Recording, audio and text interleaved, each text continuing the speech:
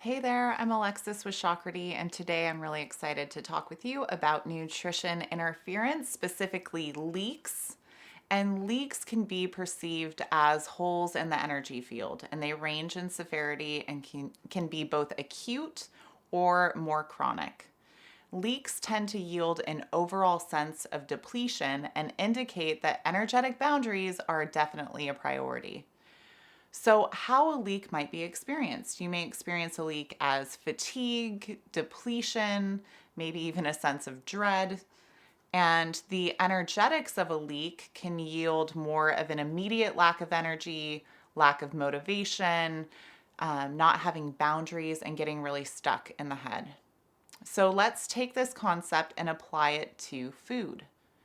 Leaks can easily surface in chronic dieting and chronic dysfunctional relationship with food. Think of how much mental bandwidth gets used up when you're thinking about food. What are you going to eat? And then you eat something and you're dwelling on it. You're thinking about what you did eat and then what's coming up after that. So go ahead and practice. Connect with a food, focus thought that you suspect you might be experiencing as an energy leak. What is it? How does it make you feel? Is it something that feels more acute? Does it feel more chronic?